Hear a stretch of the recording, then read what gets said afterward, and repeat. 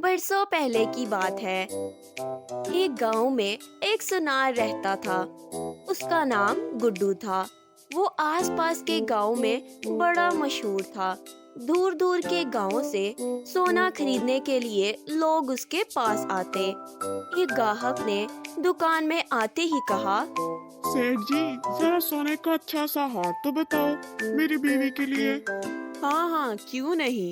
ये लो बहना, सबसे अच्छा और खरा सोने का हार। और भैया, ये अंगूठी आपके लिए, बहुत जचेगी आपकी उंगलियों में। ऐसी मीठी बातें करते करते गुड्डू अपनी चीजें बेचा करता और ऐसे ही हर रोज अलग अलग ग्राहक उनकी दुकान में आते और सोना खरीदते। एक दिन बैठे बैठे गुड्डू उसकी बीवी के साथ हिसाब करने बैठा था।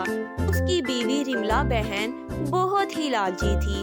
वो गुड्डू से बोली, देखो जी, हमारे पड़ोस वाले ने तो एक ही साल में कितना बड़ा बंगला बना लिया और हम सुनार होके भी अभी भी इस छोटे से घर में रह रहे हैं। मुझे तो अभी इस घर में रहने का बिल्कुल दिल ही नहीं करता। अब या तो मेरे लिए एक बड़ा सा बंगला बनवाओ, नहीं तो मैं मैके चली जाऊंगी। इस पर गुड्डू बोला, अरे रिमला, ऐसा मत कहो। मुझे भी लगता है कि हमारा बड़ा सा बंगला हो, नौकर चाकर हो, पर क्या करूं, ग्राहक अच्छे होकर भी हमें कम मुनाफा मिलता है। रिमला बहन बोली, देखिए जी, वो मुझे कुछ नहीं पता, मुझे बंगला चाहिए बस। फिर गुड्डू थोड़ा सा सोच में पड़ गया। उसे एक तरकीब सूझी। अगले दिन से उसने सोने में मिलावट करना शुरू कर दी। पीतल के जेवरों को सोने का पानी चढ़ाना शुरू कर दिया। खरे सोने के जेवरों की जगह अब नकली सोने के जेवर वो बेचने लगा। लोगों को उस पर भरोसा था, इसलिए किसी को शक नहीं हुआ। एक दिन की बात है, गांव के मुंशी गुड्डू की दुकान में आए और बोले, गुड्डू जी, कुछ जेवर खरीदने हैं, जरा अच्छे से बताओ। हाँ हाँ मुंशी जी, जरूर खरीदें। क्या कोई खास वजह है? गुड्डू ने पूछा। जी हाँ, मेरी बेटी की शादी है अगले हफ्ते, सोचा उसे तोहफे में कुछ जेवर दे दूं। मुंशी जी ने बताया।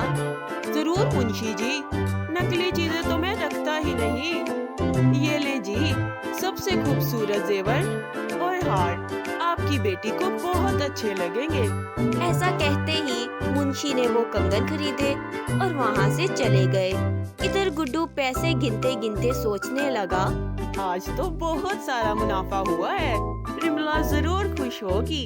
ऐसे नकली जेवर बेचकर तो मैं जल्द ही अमीर बन जाऊंगा और बंगला भी बनाऊंगा। इधर कुछ दिन बाद मुंशी की बेटी के ससुराल वाले उनके घर आते हैं और कहते हैं, यह देखो, तुम्हारे असली सोने का रंग कैसे उड़ गया। अगर देना ही था तो असली सोना दे देते, इतनी नौटंकी करने की क्या जरूरत थी। ससुर जी चिल्लाए और वहाँ से चले गए। मुंशी को ये बात बहुत ही बुरी लगी और उसने सोचा, मैंने तो गुड्डू से असली सोने के जेवर खरीदे थे, फिर ऐसा कैसे हो गया। ऐसा सोचते ही वो गुड्डू के घर गया। गुड्डू चोरी चुपके से पीतल के जेवरों पर सोने की पॉलिश चढ़ा रहा था। मुंशी ये सब खिड़की में से देख रहा था। वो तेजी से अंदर गया और गुड्डू से बोला, गुड्डू, इतनी बड़ी धोखाधड़ी, तुम पीतल के जेवर पर सोने का पानी चढ़ाकर उसे असली बोलकर सबको बेवकूफ बना रहे हो। तुम धोखेबाज हो। तुम्हारी वजह से आज पहली बार मेरी बेइज्जती हुई है और मुझे शर्मिंदा होना पड़ा।